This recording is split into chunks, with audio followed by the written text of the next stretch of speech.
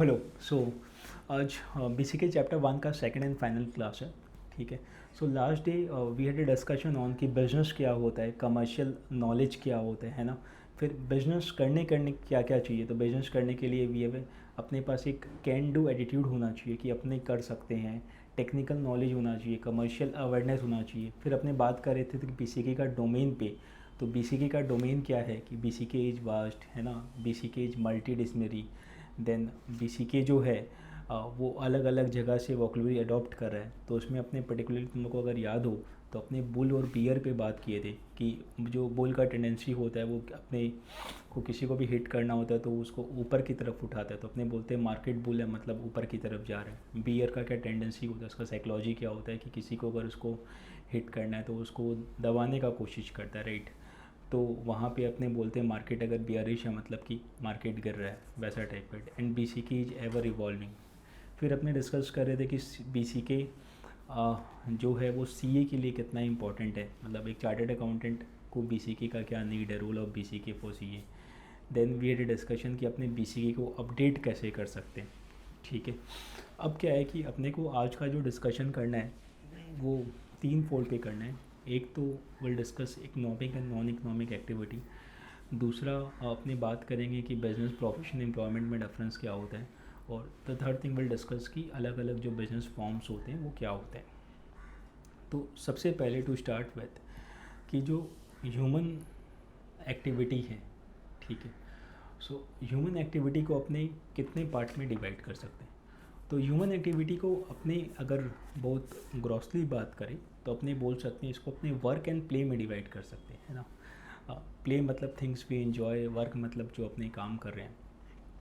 लेकिन over the period ये जो वर्क एंड प्ले था इसको अपने वर्क एंड लाइफ बोलते हैं। तो अभी अगर अपने आज के कंटेक्स्ट में बात करें तो अपने लोगों को सुनते बात करते हुए सुनते हैं एक कॉमन डिस्कशन पॉइंट है कि यार वर्क लाइफ बैलेंस को मेंटेन करना है। तो वर्क लाइफ बैलेंस का मतलब क्या हुआ कि भाई अपने को काम भी करना है। काम क्यों करना है, क्योंकि अगर अपने को सर्वाइव करना है तो वी नीड मनी, अब तो अपने को वैसे काम करना है। और लाइफ का मतलब क्या हो गया, बाकी सारी चीज़ें, फैमिली, सोशल रिस्पॉन्सिबिलिटी, अपना हॉबी, इंटरेस्ट, वो सारी चीज़ें, है ना। तो अपना जो ब्रॉडर जो क्लासिफिकेशन है वो अपने कर सकते हैं economic and non economic activity पे। इकोनॉमिक एक्टिविटी का मतलब क्या हुआ, वो सारा एक्टिविटी जो कि अपने करते हैं एज अ प्रोफेशन, मतलब अपने को अपना जीवन चलाने के लिए जो काम करना पड़ेगा, ठीक है, जो मनी फोकस्ड एक्टिविटी है वो सारे हो गए economic activity. Non economic activity मतलब क्या हुआ, नॉन इकोनॉमिक एक्टिविटी मतलब वो सारा काम जो अपने आउट ऑफ इंटरेस्ट करते हैं, ठीक है।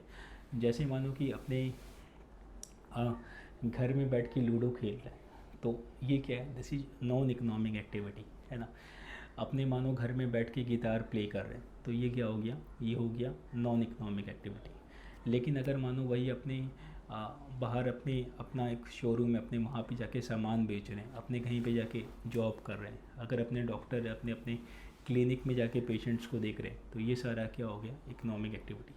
तो जो ब्रॉडर डिवीजन है economic and non economic activity का, वो क्या है, इकोनॉमिक मतलब वो सारा एक्टिविटी जो कहीं ना कहीं लाइवलीहुड से कनेक्टेड है। नॉन इकोनॉमिक मतलब इनको छोड़ के बाकी एक्टिविटी जो कि अपने इंटरेस्ट से, सोशल वेलबींग से, उन सारी चीज़ों से कनेक्टेड है। तो अपने को यहाँ पे जो डिस्कशन करना है वो 2 फेज में रहेगा। एक तो ये होता क्या है, मतलब economic versus non economic activity. और जो दूसरा डिस्कशन का पॉइंट रहेगा वो ये कि अपने पास एक लिस्ट ऑफ एक्टिविटी रहेगी और अपने को बताना है कि ये जो एक्टिविटी है ये इकोनॉमिक है या नॉन इकोनॉमिक है। मतलब बेसिकली अपने को क्लासीफाई करना है एक्टिविटीज़ को इकोनॉमिक में और नॉन इकोनॉमिक में। तो देखो यहाँ पे सबसे पहले अपने एक डिस्कशन कर लेते हैं कि इकोनॉमिक और नॉन इकोनॉमिक एक्टिविटी होता क्या है। तो वन थिंग, यहाँ पे let's make 2 column, economic activity and non economic activity.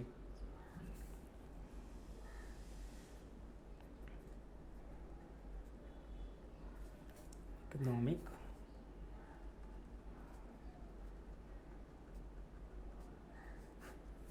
Non economic, ठीक है, दोनों में डिफरेंस क्या है। फर्स्ट वन इकोनॉमिक में अपने लिखते हैं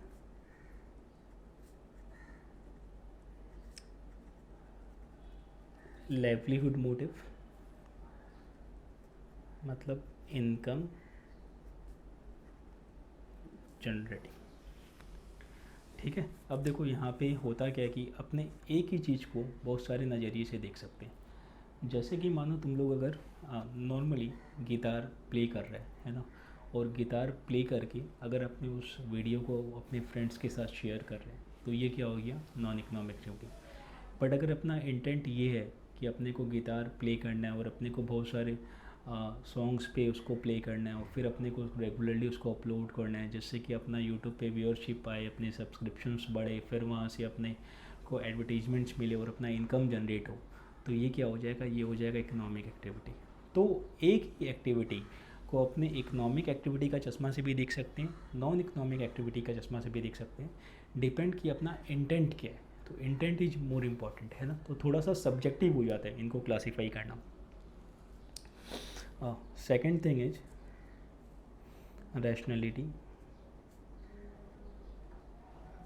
ठीक है, या फिर सेल्फ इंटरेस्ट कि what do I get in return, मेरे को ये काम करके क्या मिलेगा। ठीक है, तो हमेशा यहाँ पे इकोनॉमिक एक्टिविटी में क्या रहता है, थोड़ा सा गिव एंड टेक वाला रिलेशन रहता है कि अगर मैं काम करता हूँ तो उसके बदले में क्या मिलेगा, है ना, कंसिड्रेशन, मतलब to expect something in return, वो वाला मोटिव रहता है इकोनॉमिक में।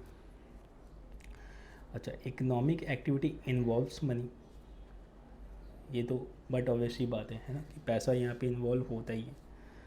अच्छा, जितनी भी प्रोडक्टिव एक्टिविटी है, तो प्रोडक्शन से अपना मतलब क्या हुआ, टू क्रिएशन ऑफ यूटिलिटी, है ना।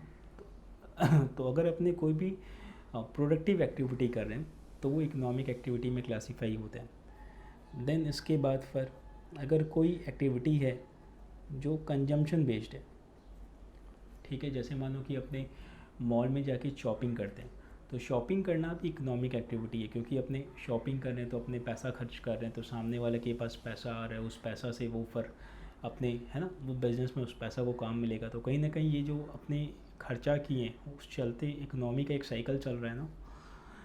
And the last one, savings,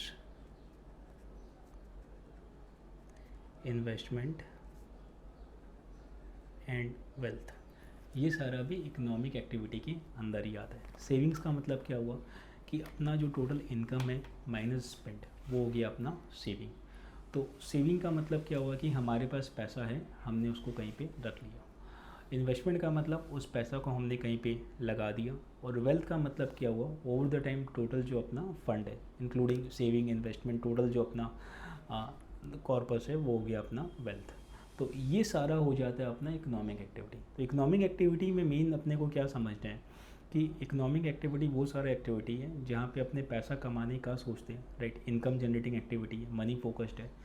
इसके अलावा सिर्फ कमाना ही नहीं, अगर अपने खर्चा कर रहे हैं तो वो भी इकोनॉमिक एक्टिविटी है, सेविंग कर रहे हैं वो भी है, इन्वेस्ट कर रहे हैं वो भी है, और अपना जो वेल्थ है वो भी इकोनॉमिक एक्टिविटी के अंदर आता है। सो कमाना, खर्चा करना, बचाना, ये सारा हो गया इकोनॉमिक एक्टिविटी। ठीक है, वेरी सिंपल, कमाना, खर्चा करना, बचाना, ये सारा हो गया अपना economic activity. Non economic activity का मतलब क्या हुआ, यहाँ पे जो इंटेंशन रहता है वो कमाने का नहीं रहता है ना, थोड़ा सा समाज सेवा वाला इंटेंशन रहता है। सो नॉन इकोनॉमिक एक्टिविटी मतलब क्या हुआ,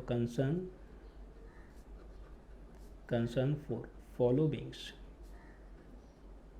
concern for following beings, affection and love for family, passion, etc। ठीक है, जैसे मानो कि तुम घर में खाना बना रहे हो, अपने भाई को पढ़ा रहे हो, भाई के साथ खेल रहे हो, बहन के साथ लड़ाई कर रहे हो, तो ये सारा क्या है, these all are non economic activity. कहीं भी इंटेंट जो है वो पैसा कमाने का नहीं है, इंटेंट क्या है, प्यार सद्भावना वाला भाव है यहाँ पे। फ़र्क क्या है तुम्हारा, emotional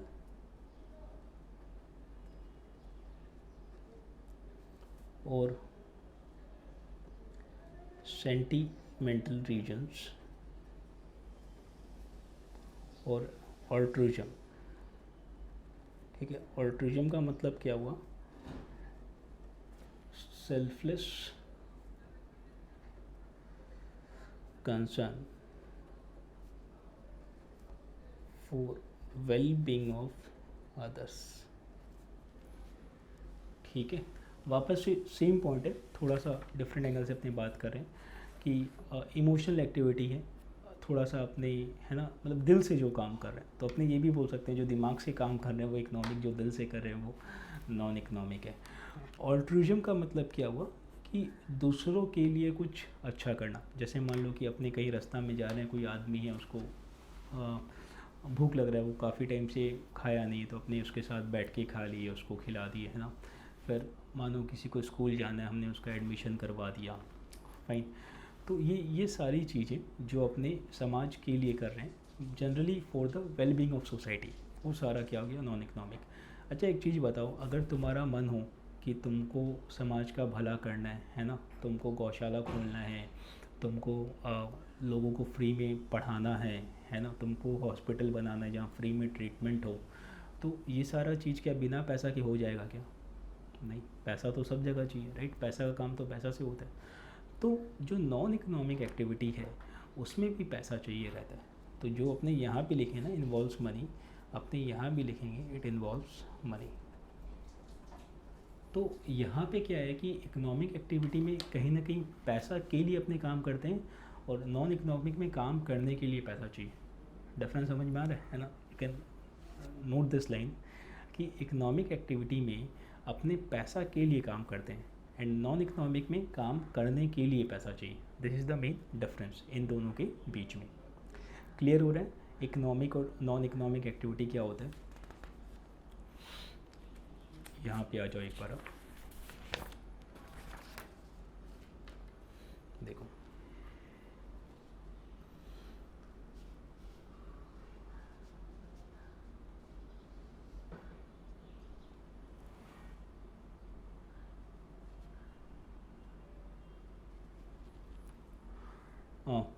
human activity can either be economic or non-economic, right?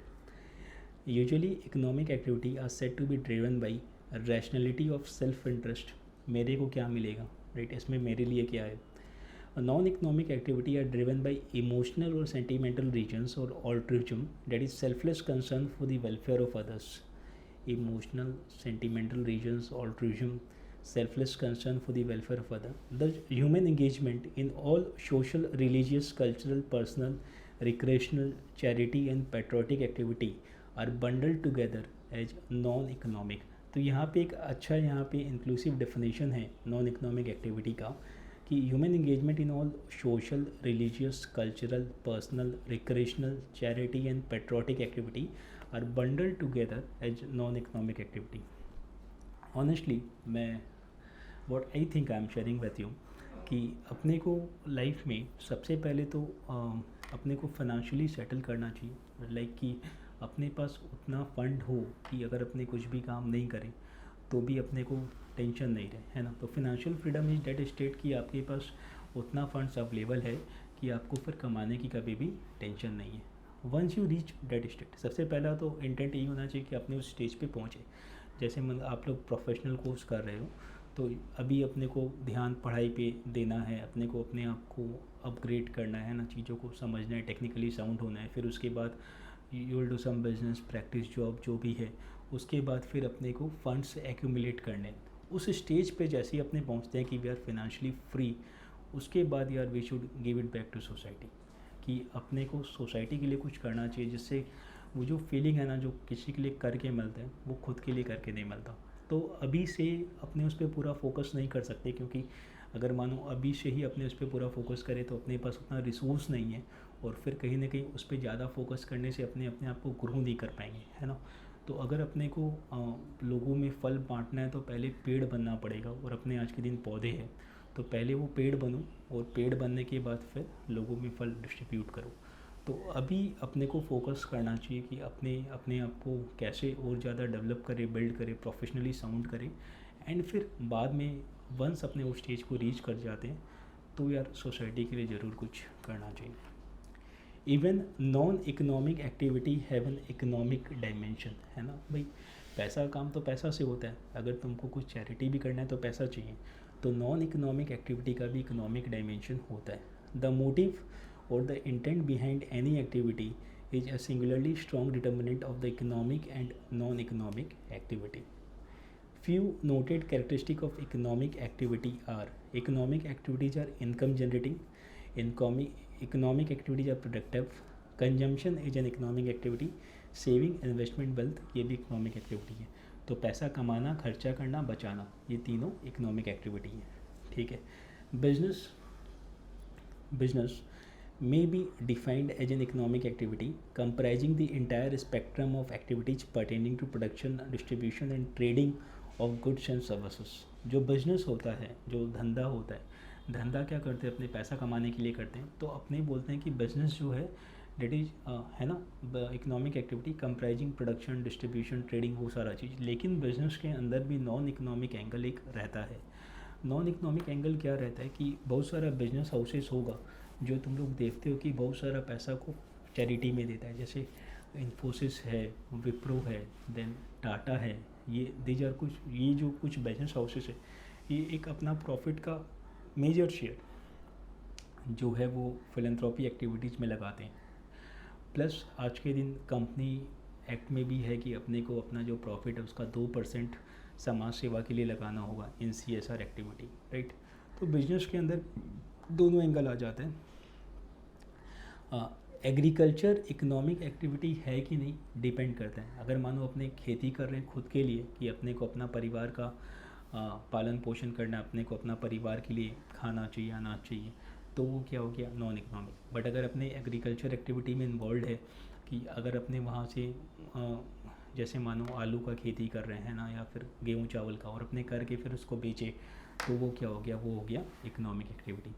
अच्छा, फर्दर क्या होता है कि इंडिया के अंदर एक और बात टैक्स रिलेटेड है कि जो एग्रीकल्चरल एक्टिविटी है वो इंडिया के अंदर टैक्स एग्जेम्प्ट है। मतलब अगर मानो कि तुम लोग आलू का खेती कर रहे हैं तो उस पर तुमको टैक्स नहीं देना पड़ेगा, लेकिन अगर तुम उस आलू से चिप्स बनाते हैं तो तुमको टैक्स देना पड़ेगा। ठीक है।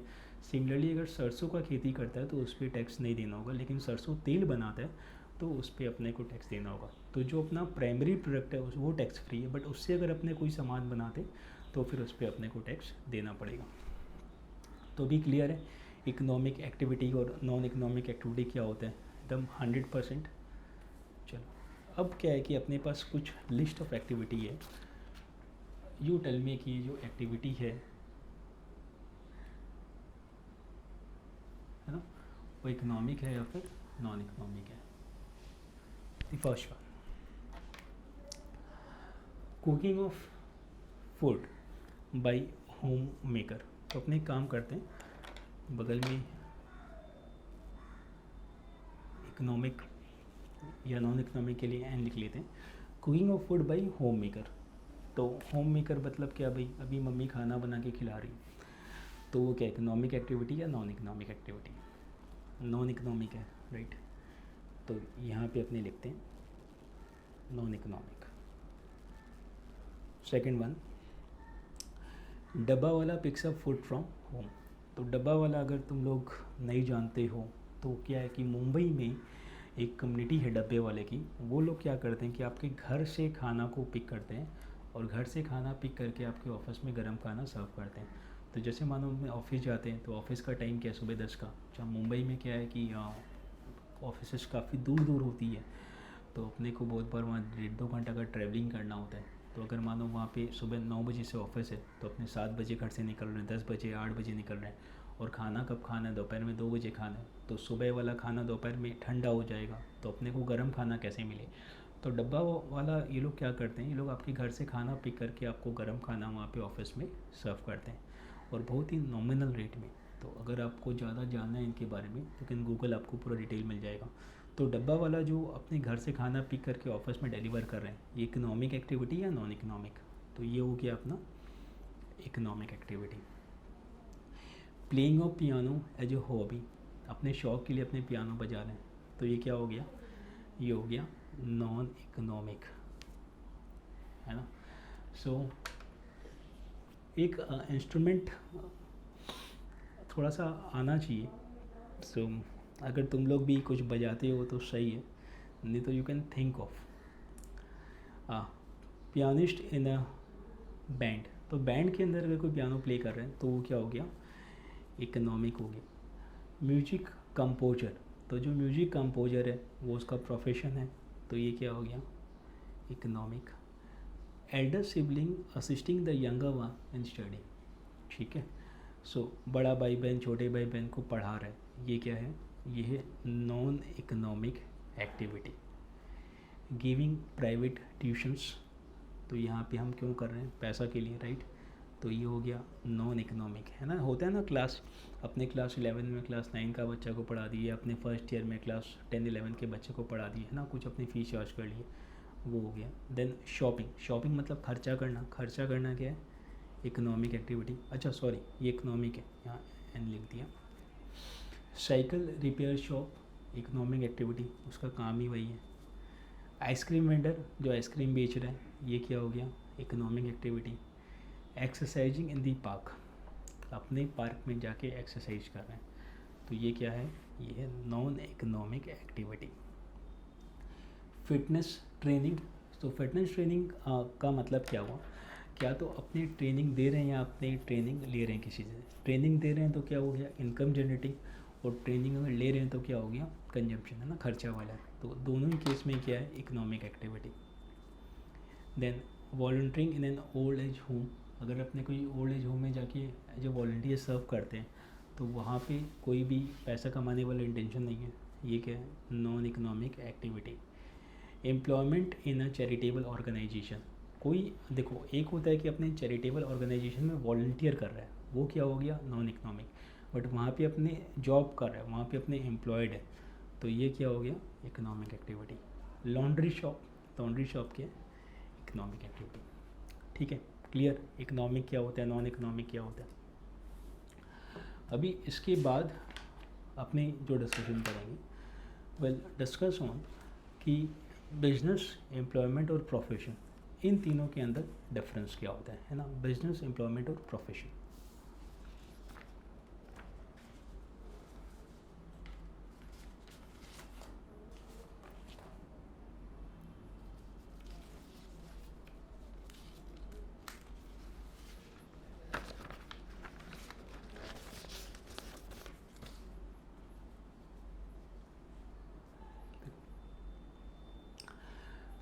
बिजनेस, सबसे पहले एक चीज़ समझो कि बिजनेसमैन और एंटरप्रेन्योर क्या दोनों सेम होता है या दोनों अलग होता है, बिजनेसमैन एंड एंटरप्रेन्योर।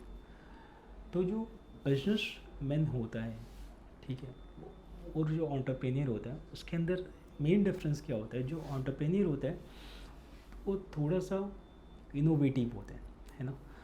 तो इसको एकदम एकदम नॉर्मल लेमन वाली भाषा में समझो तो बिजनेसमैन क्या हुआ कि वो ऑरेंजेज को लाया और उसको सेल किया। उसने क्या किया कि ऑरेंज क्या दाम चल रहा है यार अभी, मानो उसने 150 रुपये डजन, ठीक है, संतरे खरीदे 150 रुपये डजन और उसको 180 रुपये डजन में बेच दिया, ये क्या हुआ, बिजनेस में। एंटरप्रेन्योर क्या हुआ, एंटरप्रेन्योर हो गया कि वो क्या कर रहा है, उसका जूस निकाल रहा है, ठीक है, और उसका जूस निकाल के फिर उसको बेच रहे हैं। तो उसने क्या, संतरा को एजिज बेसिस पे नहीं बेचा, उसका जूस निकाल के फिर उसको बेचा। तो अगर अपने कोई भी एग्जिस्टिंग प्रोसेस में कुछ नया चीज़ करते हैं, है ना, वहाँ पे कुछ अपने इनोवेटिव आइडिया को लेकर आते हैं, तो वो हो गया एंटरप्रेन्योर। तो वी कैन से कि जितना भी एंटरप्रेन्योर है, जितने भी एंटरप्रेन्योर है वो सारे बिजनेसमैन हैं, लेकिन क्या सारे के सारे बिजनेसमैन एंटरप्रेन्योर हैं, नहीं। तो we can say all entrepreneurs are businessman but all businessman are not entrepreneur. तो सबसे पहला तो एक चीज़ यहाँ पे नोट कर लो, बिजनेसमैन वर्सेस एंटरप्रेन्योर्स।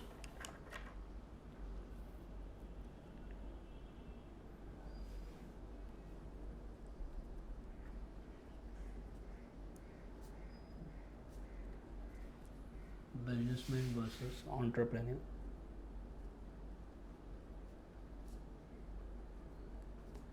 इन दोनों टर्म को हम इंटरचेंजेबली यूज करते हैं ना, कॉमन पार्लनेंस में अपने इन दोनों को इंटरचेंजबली यूज करते हैं, बट ये दोनों सेम नहीं, थोड़ा सा फ़र्क है इनके अंदर। सो एंटरप्रेन्योर क्या होता है, brings innovation to existing process. We can say all entrepreneurs are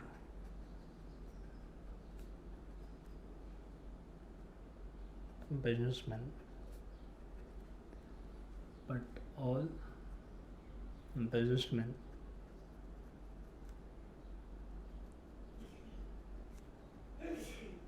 are not entrepreneurs. ठीक है, जितने भी entrepreneurs हैं वो सारे के सारे बिजनेसमैन होते हैं, बट जितने भी बिजनेसमैन हैं वो सारे entrepreneurs होते हैं, ऐसा ज़रूरी नहीं है. ठीक है, अब आते हैं तीनों का डिफरेंस पे. देखो, बिजनेस, प्रोफेशन और एम्प्लॉयमेंट. एम्प्लॉयमेंट का मतलब क्या हुआ? नौकरी. ठीक है.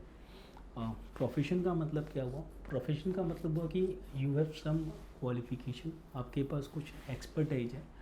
और वो क्वालिफिकेशन कैसे आती है, मतलब एक्सपर्टाइज कैसे आती है? वो एक्सपर्टाइज तब आती है जब अपने किसी एसोसिएशन या किसी बॉडी का अपने मेंबरशिप लेते हैं. और मेंबरशिप लेने के लिए क्या होता है, अपने को बहुत सारी पढ़ाई और ट्रेनिंग करनी होती है. जैसे मानो कि अगर आपको डॉक्टर बनना है, तो डॉक्टर बनने के लिए आपको क्या करना होगा? आपको पढ़ाई करनी होगी, राइट. और उसके बाद आपको ट्रेनिंग भी लेनी होगी. अगर आपको सीए बनना है, तो सीए बनने के लिए क्या करना होगा? पढ़ाई करनी है प्लस ट्रेनिंग लेनी है. सेम विथ सीएस, सीएमए या फिर एक्चुअरीज. सो प्रोफेशन मतलब क्या हुआ कि you are a member of some association, और वो जो एसोसिएशन है वो एक पर्टिकुलर फील्ड में एक्सपर्टाइज सर्विस दे रही है, और आप उसका मेंबर बनने के लिए आपको एक रिक्विजिट क्वालिफिकेशन और ट्रेनिंग चाहिए. प्रोफेशन, अब बीइंग अ प्रोफेशन, अब थोड़ा सा क्या होता है आज के कंटेक्स्ट में बात करें तो बीइंग अ प्रोफेशन आप एम्प्लॉयमेंट में भी जा सकते हो या खुद की प्रैक्टिस भी कर सकते हो. ठीक है, तो एक हो गया एम्प्लॉयमेंट. एम्प्लॉयमेंट मतलब आप जॉब कर रहे हो. प्रोफेशन मतलब क्या हो गया कि आप के पास कोई प्रोफेशनल बॉडी की मेंबरशिप है, जैसे डॉक्टर हो गया, सीए हो गया. तो इसके बाद फिर क्या आप खुद का काम कर सकते हो, यू कैन प्रैक्टिस. या फिर आप क्या कर सकते हो, आप एम्प्लॉयमेंट में जा सकते हो, या बीइंग अ प्रोफेशन भी आप बिजनेस कर सकते हो. ठीक है, और बिजनेस मतलब क्या हुआ? बिजनेस मतलब धंधा. तो वो कोई भी कर सकता है, उसके लिए कोई क्वालिफिकेशन नहीं चाहिए, है ना. Business is available to all. तो अभी इन तीनों चीज़ में, बिजनेस में, एम्प्लॉयमेंट और प्रोफेशन में क्या क्या डिफरेंस होता है अलग अलग पॉइंट पे, वो अपने डिस्कस करते हैं.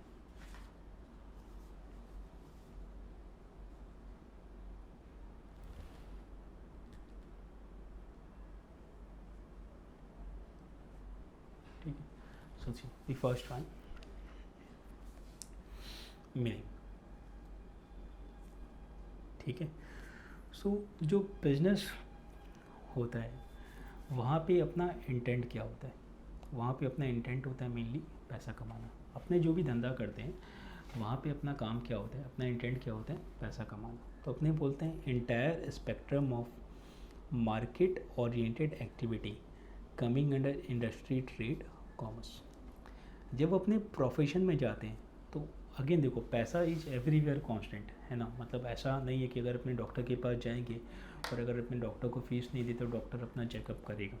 ठीक है, ऐसा भी है कि लोग करते हैं, बट मैं बोल रहा हूँ जनरली, है ना, कि अपने डॉक्टर के पास भी जाते हैं तो भी वो चेकअप करता है, तो भी वो फीस लेता है. लेकिन स्टिल अपने डॉक्टर का जब भी बात करते हैं थोड़ा सा मन में रिस्पेक्ट आता है ना. तो खासकर अभी जैसे कोविड के टाइम पे अपने बोलते हैं ना कि जो डॉक्टर्स हैं वो उसको अपने गॉड से कंपेयर करते हैं कि वो लोग भाई अपना जान को जोखिम में डाल के लोगों को ट्रीट कर रहे हैं. बट क्या वो लोग उसके लिए चार्ज नहीं कर रहे हैं? क्या एकदम कर रहे हैं, है ना. लेकिन अपना जो फोकस है वो मॉनेटरी चीज़ पे नहीं रहता, सर्विस पे रहता है. तो वैसे ही जब बिजनेस का बात करता है तो अपना पूरा फोकस आ जाता है पैसा के ऊपर. जब अपने प्रोफेशन का बात करता है तो अपना फोकस आ जाता है सर्विस के ऊपर, कि अपनी सोसाइटी को सर्व कर रहा है. और जब अपने एम्प्लॉयमेंट का बात करते हैं तो एम्प्लॉयमेंट में क्या होता है? एम्प्लॉयमेंट में अपने अंडर ए कॉन्ट्रैक्ट किसी को सर्विस देता है. प्रोफेशन में क्या हो रहा है? अपने सोसाइटी एट लार्ज को सर्व कर रहे हैं. और एम्प्लॉयमेंट के अंदर क्या हो रहा है? देयर इज ए कॉन्ट्रैक्ट कि भाई हम तुम्हारे लिए काम करेगा, और इस कॉन्ट्रैक्ट के अंदर I am rendering my service. तो प्रोफेशन में क्या हुआ, independent rendering of service. So independent यहाँ पे थोड़ा सा इंपॉर्टेंट हो जाता है, मैं किसी के अंडर नहीं हूँ, of specialised nature based on prescribed qualification under the aegis of a profession body. Independent rendering of services of specialized nature based on prescribed qualification under the aegis of professional body that also prescribes a code of conduct। जितने भी professional body है सबका एक code of conduct होता है ना, CA का भी है, डॉक्टर्स का भी होता है। सो कोड ऑफ कंडक्ट का मतलब क्या हुआ कि अपने को उन सारे रूल से, उन सारे एथिक्स से अवॉइड करना पड़ेगा। Employment rendering of service under a contract of employment for wages और salary also called wage employment. ठीक है, ये तो हो गया मेन तीनों में डिफरेंस क्या होता है। अब कैसे अपने इस्टेब्लिश कर सकते हैं, अगर अपने को बिजनेस करना है तो बिज़नेस करना तो क्या हुआ भाई, अपने को रात को मन किया सुबह अपने बिज़नेस शुरू कर सकते हैं। एक्सेप्ट कोई कोई बिज़नेस में अपने को कोई लाइसेंस लेना होता है, जैसे मानो कि अभी तुमको लगता है कि तुमको भाई लिकर शॉप खोलना है या तुमको बार खोलना है, तो उसके लिए क्या है, तुमको लाइसेंस लेना पड़ेगा, है ना। अगर तुमको मेडिकल शॉप खोलना तुमको लाइसेंस लेना पड़ेगा। तो कुछ कुछ बिज़नेस के लिए लाइसेंस लेना पड़ता है, कुछ कुछ के लिए जरूरी नहीं होता। तो अगर मानो कि अपने को बिज़नेस चालू करना है तो वी कैन स्टार्ट, बस वो जो लीगल फॉर्मेलिटी है वो पूरा करना है। प्रोफेशन के केस में क्या है, प्रोफेशन के केस में वही अपने पास क्वालिफिकेशन होना चाहिए और अपने पास मेंबरशिप होना चाहिए उस बॉडी का। एम्प्लॉयमेंट के केस में क्या है, अपने पास एक अपॉइंटमेंट लेटर होना चाहिए, ये अपने को जिसके यहाँ पे काम कर रहा है उसके यहाँ का अपॉइंटमेंट लेटर होना चाहिए और अपने काम शुरू कर सकते हैं। सो mode of establishment, entrepreneur's decision and other legal formality, membership of a professional body and certificate of practice। खुद का काम करने के लिए यू नीड COP, जिसको अपने बोलते हैं COP, letter of appointment and service agreement.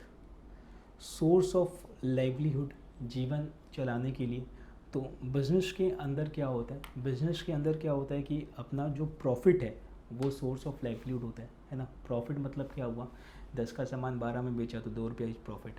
Professions के केस में जो प्रोफेशनल फीस होता है वो लाइवलीहुड होता है। एंड एम्प्लॉयमेंट के केस में क्या होता है, जो अपने को हर महीना सैलरी मिल रहा है वो अपना लाइवलीहुड हो गया। तो एक में प्रॉफिट है, दूसरा में क्या है फीस है, और तीसरा में क्या है अपना सैलरी है। ठीक है। प्रिस्क्राइब्ड क्वालिफिकेशन, तो बिजनेस करने के लिए क्या क्वालिफिकेशन चाहिए, कुछ नहीं चाहिए, कोई भी कर सकता है। प्रोफेशनल बनने के लिए स्ट्रिंजेंट रिक्वायरमेंट, कि अगर आपको प्रोफेशनल बनना है तो अपने उसको उसके लिए बहुत अच्छा क्वालिफिकेशन चाहिए जो कि रिस्पेक्टिव बॉडी का प्रिस्क्राइब्ड है। एम्प्लॉयमेंट के लिए वैसे तो कोई क्वालिफिकेशन नहीं चाहिए, है ना। तो स्टार्टिंग विथ एम्प्लॉयमेंट ऑफ ए छोटू, मतलब आई मीन कि तुम लोग देखते होगे रोड साइड जो भी चाय का दुकान है वहाँ पे बच्चे लोग काम करते हैं, दो गलत है बट स्टिल करते हैं। तो वहाँ पे कोई क्वालिफिकेशन नहीं चाहिए, वो लोग भी एम्प्लॉयमेंट में है। लेकिन अगर मानो कि आप कोई बड़ी कंपनी में काम करते हो तो वहाँ पे क्या उनका बेसिक क्वालिफ़िकेशन होता है कभी कभी, जैसे कि अगर आपको अकाउंटेंट बनना है तो वो लोग बोलते हैं आप ग्रेजुएट है क्या, आपको टैली की नॉलेज है क्या, आपको बाकी का अकाउंटिंग सॉफ्टवेयर आता है, आपको एक्सेल आता है क्या।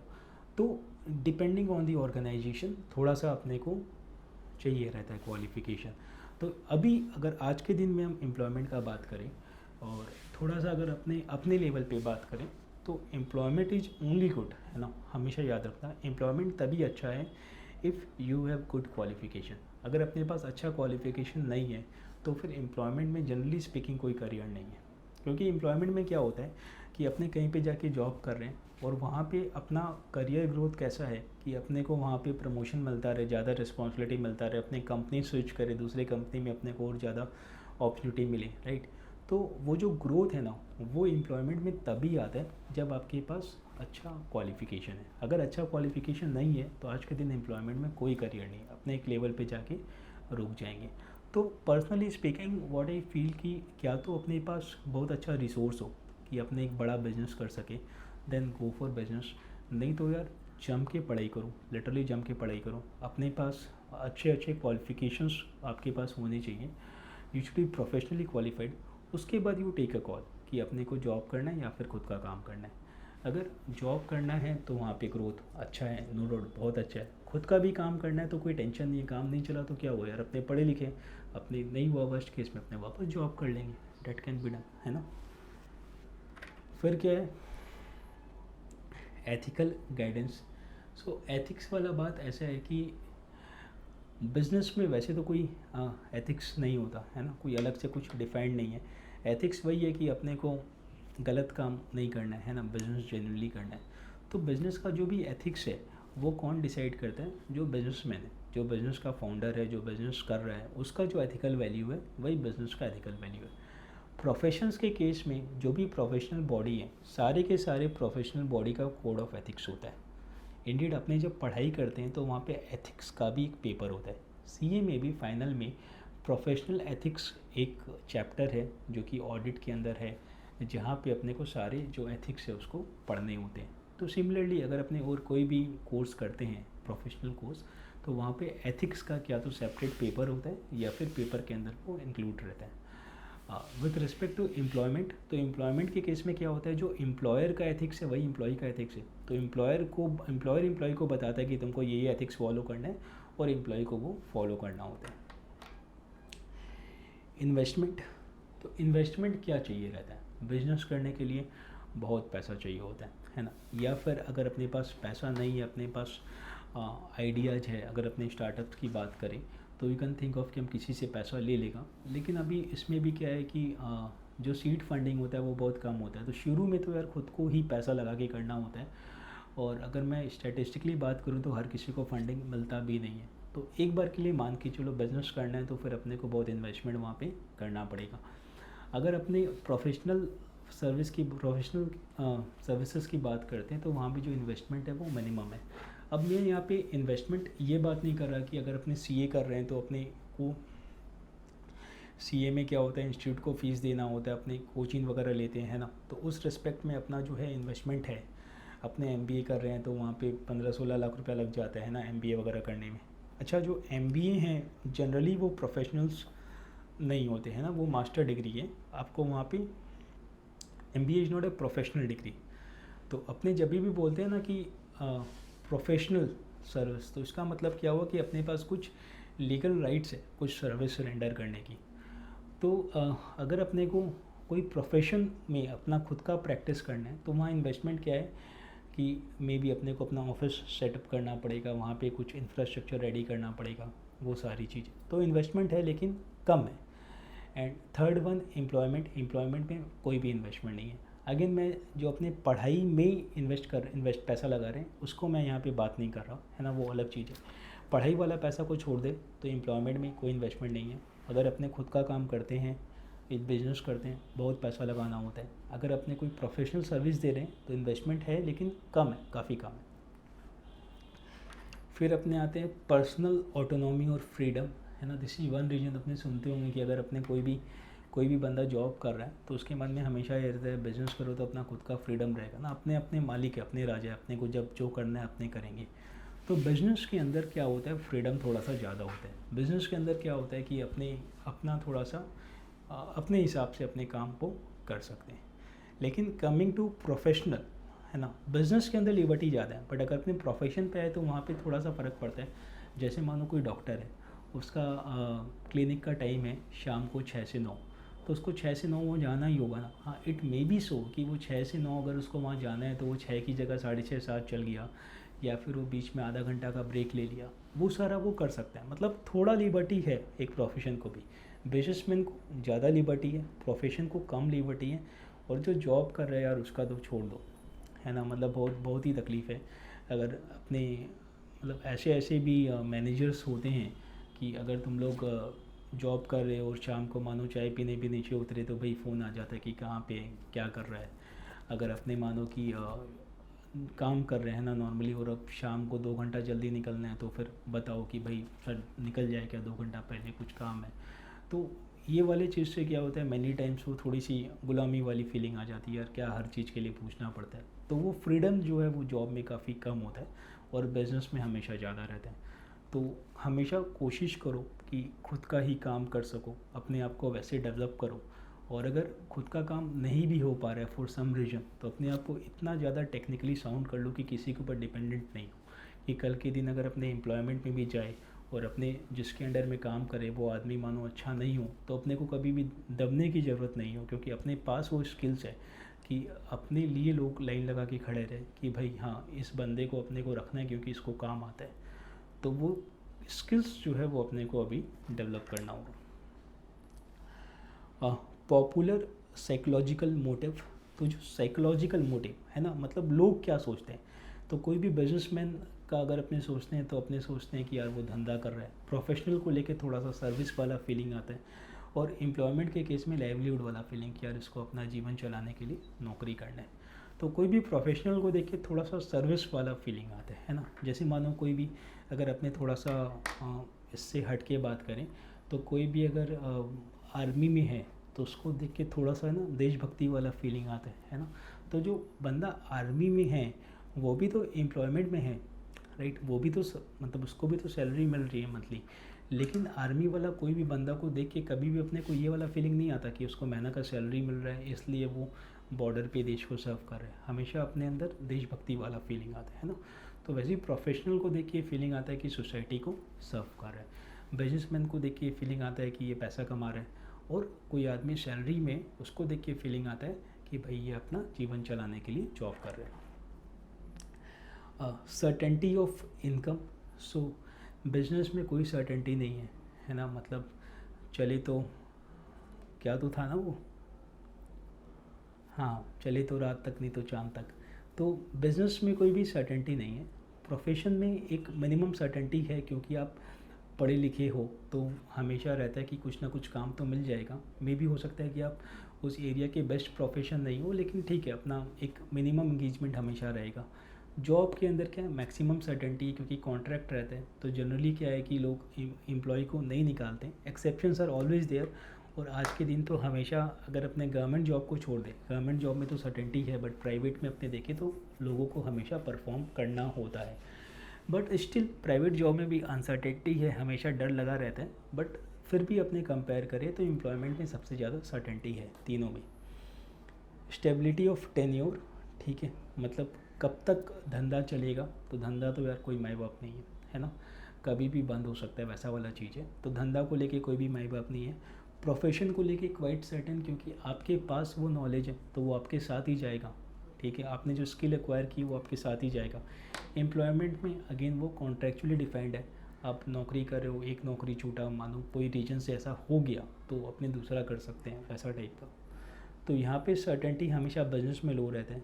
ट्रांसफ़र ऑफ इंटरेस्ट और सक्सेशन, मतलब कि अगर अपना धंधा अपने किसी को पास ऑन कर सकते हैं क्या, तो जो बिजनेसमैन है वो हमेशा अपना धंधा जो है अपना अपने बेटे को या बेटी को पास ऑन कर सकता है। जैसे धीरू भाई अंबानी है, उन्होंने क्या किया, अपना जो बिज़नेस है वो पास ऑन कर दिया। किसको पास ऑन कर दिया, मुकेश अंबानी को, अनिल अंबानी। तो बिज़नेस में हमेशा अपने ट्रांसफ़र कर सकते हैं, लेकिन प्रोफेशन में कर सकते हो क्या ट्रांसफ़र, पॉसिबल ही नहीं है ना। अगर तुम मानो सीए हो तो तुम्हारे बच्चे अगर सीए होते हैं तो ही वो तुम्हारा बिजनेस टेकअप कर सकते हैं, मतलब बिजनेस आई मीन कि तुम्हारा प्रोफेशन टेकअप कर सकते हैं, तुम्हारे क्लाइंट्स को एड्रेस कर सकते हैं। नहीं, ये तो नहीं कर सकते।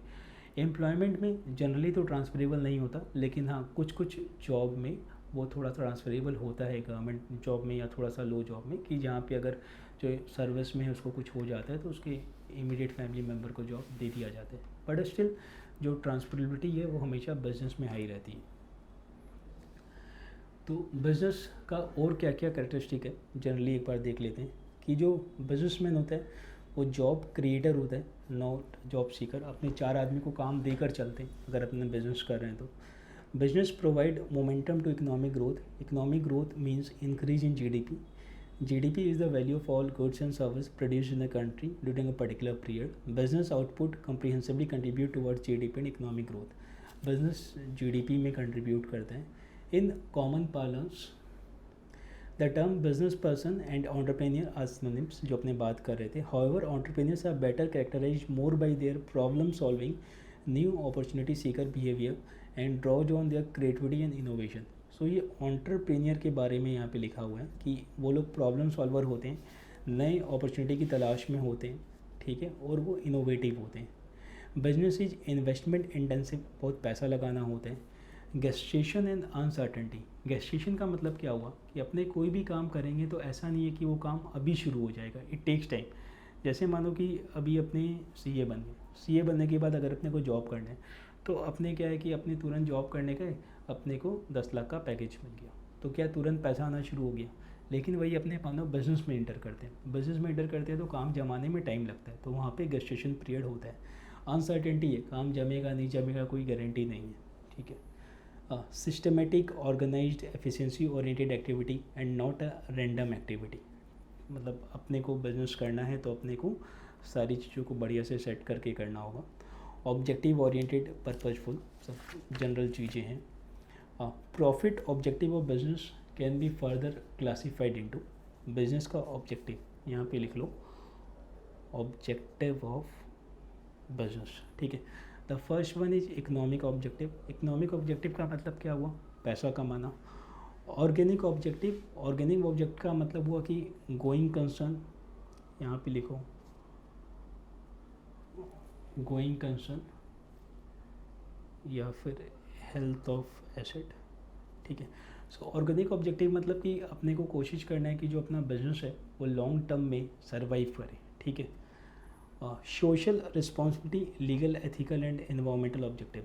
सोशल रिस्पॉन्सिबिलिटी का मतलब हुआ कि बिजनेस का समाज को लेके भी जिम्मेदारी रहता है ना। मतलब अपने तुम लोग देखा होगा जितना भी बड़ा बड़ा बिजनेस हाउसेस है वो लोग कुछ ना कुछ सोसाइटी के लिए हमेशा करता रहता है ना। कोई भी बड़ा बिजनेस हाउस को ले लो, जैसे मैंने स्पेसिफिकली इन्फोसिस, विप्रो और टाटा का बोला था क्योंकि वो लोग तो बहुत ज़्यादा करते हैं, बट इन जनरल अपने कोई भी बड़ा बिजनेस हाउस को लेंगे तो वो समाज के लिए कुछ ना कुछ तो करता रहता है, क्योंकि बिजनेस की एक सोशल रिस्पॉन्सिबिलिटी है ना। आपके अंडर इतने सारे लोग काम कर रहे हैं तो कहीं ना कहीं वैसा एक जिम्मेदारी आ जाता है। Coming to this legal, ethical and environmental objective का मतलब अपने कोई भी वैसा काम नहीं करे जिससे सराउंडिंग एनवायरनमेंट को लॉस हो, अपने जहाँ पे काम कर रहे हैं वहाँ का जो भी लॉ है उसके साथ कंप्लाई करें, वो सारी चीज़ें। तो अपने को इन जनरल बस ये चारों पॉइंट को याद रखना है। Business must be assessed not only in term of their economic return but also their social and ecological return. तो बिजनेस का कभी भी अपने को असेसमेंट करते हैं, मतलब कोई भी बिजनेस का जो गुडविल डेवलप होता है वो सिर्फ उसका प्रॉफिट को लेके डेवलप नहीं होता, वो सोसाइटी के लिए क्या कर रहा है उसको लेके भी उसका गुडविल डेवलप होता है। तो again in this context I would say कि तुम लोग अगर किसी से भी बात करो तो टाटा की गुडविल बहुत अच्छी है, क्योंकि टाटा को लेके हमेशा ये एक मन में रहता है कि Tata is one business organisation जो हमेशा सोसाइटी के लिए अच्छा सोच के वैसा करता है। तो दिस वाज अबाउट कि बिजनेस क्या है, बिजनेस का ऑब्जेक्टिव क्या है, बिजनेस एम्प्लॉयमेंट प्रॉफिट में डिफरेंस क्या है। Now the last part of this chapter, form of business organisation. तो अपने पहले थोड़ा सा नोट कर लेते हैं कि जो बिज़नेस ऑर्गेनाइजेशन होता है उसका वो कितने तरह का होता है, ठीक है, ओनरशिप के हिसाब से भी और स्केल के हिसाब से भी।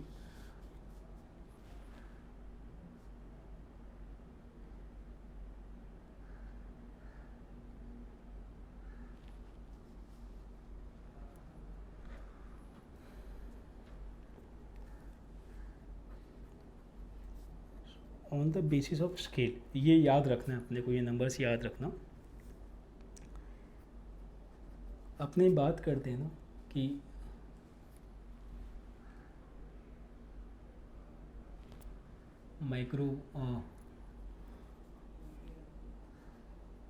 Micro business, small business, medium business and large business, ठीक है।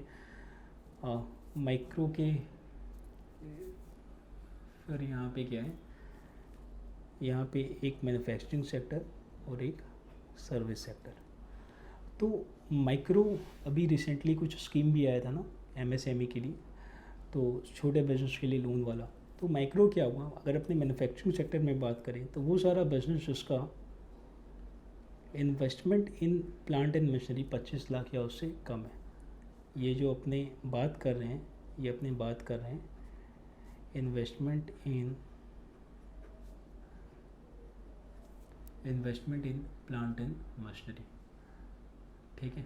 सो मैन्युफैक्चरिंग में माइक्रो कौन हुआ, जिसका इन्वेस्टमेंट 25 लाख या उससे कम है। स्मॉल बिजनेस जिसका 5 करोड़ या उससे कम है। मीडियम जिसका 10 करोड़ या उससे कम है। एंड लार्ज जिसका 10 करोड़ से ज़्यादा है। सर्विस सेक्टर में जो 10 लाख या उससे कम है। स्मॉल बिजनेस जो कि 2 करोड़ या उससे कम है। मीडियम जो 5 करोड़ या उससे कम है। और ये ग्रेटर देन 5 करोड़। ये नंबर्स अपने को याद रखना है कि कौन सा बिजनेस माइक्रो, स्मॉल, मीडियम और लार्ज होता है, ठीक है, on the basis of investment in plant and machinery. इसमें और भी टेक्निकल एंगल है बट अभी उतना डिटेल में जाने का ज़रूरत नहीं है, अपने को इतना पता रहेगा तो सफिशिएंट है। On the basis of ownership, on the basis of ownership जो बिजनेस है उसको अपने उसका जो ओनरशिप है वो दो होता है। एक तो होता है पब्लिक ओनरशिप और एक होता है प्राइवेट ओनरशिप। सो पब्लिक का मतलब हो गया स्टेट, मतलब गवर्नमेंट का ओनरशिप है, और दूसरा वाला हो गया प्राइवेट सेक्टर, दूसरा वाला प्राइवेट सेक्टर। प्राइवेट सेक्टर के अंदर में वापस से फिर क्या क्या आता है, सोल प्रोप्राइटरशिप, पार्टनरशिप, कंपनी, ठीक है, HUF। सो ओनरशिप के बेसिस पे एक तो पब्लिक सेक्टर जो गवर्नमेंट कंपनी वगैरह हो गया, प्राइवेट सेक्टर में sole proprietorship, partnership, company, HUF, इसमें एक LLP भी लिख सकते हैं। ये सारा फॉर्म ऑफ बिजनेस होता है। एक और साइड नोट पे जो ट्रेडिंग एक्टिविटी होता है, ट्रेडिंग एक्टिविटी को अपने क्लासीफाई कर सकते हैं डोमेस्टिक एक्टिविटी में और फॉरेन एक्टिविटी में। इस पर कभी कभी MCQ आ जाता है कि ट्रेडिंग एक्टिविटी का क्या क्लासिफिकेशन है, डोमेस्टिक और फॉरेन। अब अपना जो डिस्कशन है वो ये कि ये जो फॉर्म ऑफ बिजनेस है, proprietorship, partnership, HUF, LLP, company, इसके बारे में थोड़ा सा कि ये होता क्या है। तो इसमें पार्टनरशिप, कंपनी, LLP, ये तीनों का तो अपने को डिटेल डिस्कशन लॉ के अंदर ऑलरेडी करना है, तो इसको अपने एक बार स्किप करेंगे। विल डू छोटा सा डिस्कशन ऑन प्रोप्राइटरशिप और HUF। होता क्या है पांचों। प्रोप्राइटरशिप का मतलब क्या हुआ कि अकेला आदमी खुद का काम कर रहा है, वही मालिक है, उसी का सारा प्रॉफिट है, उसी का सारा रिस्क है, वो जिस दिन मर गया दुकान बंद, ठीक है। मतलब ये अपनी जो बात कर रहे हैं वो मर गया दुकान बंद, इसका बोलने का मतलब ये है कि गोइंग कंसर्न को लेके हमेशा क्वेश्चन मार्क रहते हैं कि एक ही आदमी के ऊपर सारा डिपेंडेंसी है। HUF का मतलब क्या हुआ, हिंदू अनडिवाइडेड फैमिली, इसके अंदर जैन, पारसी, सिख ये भी कवर्ड होते हैं। तो हिंदू अनडिवाइडेड फैमिली के अंदर क्या होता है कि तीन जनरेशन जो होता है एक हिंदू फैमिली की, उसको अपने मिल के बोलते हैं कि HUF है, और उसमें जो करता होता है वो हेड होता है, बाकी जो फैमिली मेम्बर्स है वो उसके पार्टनर्स होते हैं उस बिज़नेस में, और वो फैमिली मिल के जो बिज़नेस करती है। पार्टनरशिप मतलब दो या ज़्यादा लोग मिल के काम कर रहे हैं। LLP मतलब सेम, दो या ज़्यादा लोग मिल के काम कर रहे हैं। डिफरेंस क्या है कि पार्टनरशिप के केस में सारा का सारा जो रिस्क है वो पार्टनर का है, पार्टनर का जो रिस्क है अनलिमिटेड है, मतलब बिजनेस का कुछ नुकसान हुआ तो नुकसान को भरपाई करने के लिए पार्टनर का पर्सनल प्रॉपर्टी भी बिक जाएगा। LLP में ऐसा नहीं है। LLP में अपने जो पार्टनर का पर्सनल प्रॉपर्टी है और उसका जो बिजनेस प्रॉपर्टी है उसको अलग अलग रखते हैं, है ना, मतलब रिस्क लेवल पे सेग्रीगेशन रहता है। कंपनी के केस में क्या होता है, कंपनी जगह ने बॉडी कॉर्पोरेट, तो LLP कंपनी, इन दोनों को अपने बॉडी कॉर्पोरेट बोलते हैं। तो कभी भी अपने बॉडी कॉर्पोरेट का अगर बात करेंगे,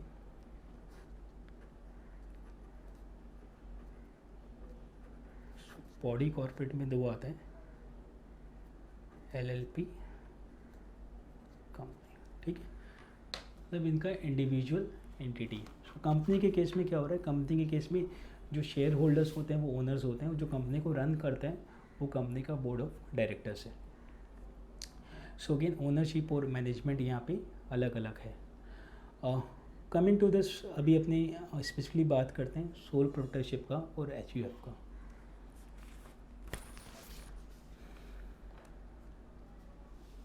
सोल प्रोप्राइटरशिप, देखो, it can be regarded as the easiest and earliest form of business as a human occupation। क्यों ईजीएस्ट है, क्योंकि इसमें यार कुछ लफड़ा नहीं है। अगर अपने LLP बनाते हैं, कंपनी बनाते हैं, तो उसमें क्या होता है, अपने को मिनिस्ट्री ऑफ कॉर्पोरेट अफेयर के साथ रजिस्टर करना होता है ना। LLP और कंपनी दोनों के केस में, LLP और कंपनी दोनों का जो मालिक है वो MCA, तो MCA में रजिस्टर करना होता है, उसमें एनुअल रिटर्न भरना होता है ना, बहुत सारा लीगल फॉर्मेलिटी है। सोल प्रोप्राइटरशिप में कुछ नहीं है यार, अपना दुकान खोला, धंधा शुरू करो। All the profit of the enterprise accrue to the sole proprietor and so to the risk of business. जितना भी कमाई है वो सोल प्रोप्राइटर का होगा, सारा रिस्क भी इसका है। Succession of ownership happens by will, वसीयत के हिसाब से वो अपना ओनरशिप पास ऑन कर सकता है। अ विल और testament is a legal document, अब इसमें विल के बारे में बताया हुआ है।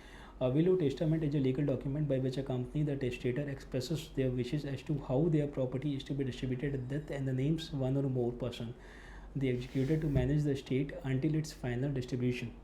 If the will is non-existent, that is for intestate succession, the applicable law of inheritance will come into force. For example, for Hindu, Parsi, Buddhist, Jain and Sikh, Hindu Succession Act 1956 is applicable. Basically क्या है कि यहाँ पे जो बात बोला गया वो ये है कि सोल प्रोप्राइटरशिप बिजनेस में क्या होता है कि अपना खुद का काम है, चालू करना बहुत ईजी है, सारा रिस्क खुद का है, सारा प्रॉफिट खुद का है। जो भी अपना बिजनेस का इनहेरिटेंस है, मतलब मरने के बाद क्या होगा, वो अपने एक विल में बता सकते हैं। अगर विल में नहीं बताया हुआ है तो जो भी एप्लीकेबल लॉ है उसके हिसाब से उसको देखा जाता है। तो इन केस ऑफ ये सारे लोग हिंदू, पारसी, बुद्धिस्ट, जैन, सिख, जो हिंदू सक्सेशन एक्ट है उसके हिसाब से अपने जो इनहेरिटेंस है वो देखते हैं कि किसको पास ऑन होगा। ठीक, वो छोड़ा था चीज़ें। HUF में आ जाओ। HUF is again a separate legal entity. ठीक है, यहाँ पे लिखो separate entity in income tax में ये एक सेपरेट एंटिटी है। HUF is entity formed automatically by members of the company ancestry including their wives and daughter. ठीक है, ये अपने आप बन जाता है, इसके लिए कुछ करना नहीं होता। तो हिंदू फैमिली का जो 3 जनरेशन होता है वो HUF में आता है। HUF enjoy separate entity status under the income tax act, मतलब एक अलग पेन नंबर होता है इसका। पेन का मतलब क्या हुआ, परमानेंट अकाउंट नंबर। ठीक है, तो जो भी लोग बिजनेस करते हैं या जो भी लोग टैक्स भरते हैं उनका अलग से एक पैन कार्ड होता है, वैसे है ना, परमानेंट अकाउंट नंबर। उस नंबर से क्या होता है कि इनकम टैक्स के पास सारा रिकॉर्ड रहता है कि अपने कितना कमा रहे हैं, कितना अपना इनकम है, कितना टैक्स दिए हैं, वो सारा चीज़। तो तुम लोग देखता होगा बैंक अकाउंट वगैरह खोलता है तो वहाँ पे पैन नंबर देना होता है ना, जिससे सारा चीज़ इनकम टैक्स के साथ लिंक्ड हो जाए। ऑब्जेक्टिव ये है कि अब कोई भी आदमी अपना इनकम इवेड नहीं करे, सब अपना इनकम फेयरली डिस्क्लोज करे। The income tax act considers HUF as a separate entity if the joint family wishes to register itself as such for reporting income under the following head। अब होता क्या है कि जो हेड्स ऑफ इनकम है, मतलब एक आदमी जो कमाई करता है उसको अपने अलग अलग हेड में क्लासीफाई कर सकता है।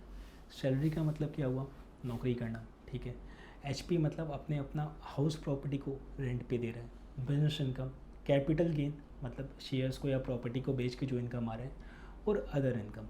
तो जो HUF है उसका सैलरी इनकम नहीं हो सकता, है ना, क्योंकि HUF क्या हो गया, एक एसोसिएशन ऑफ पर्सन हो गया, फैमिली के लोग हो गए।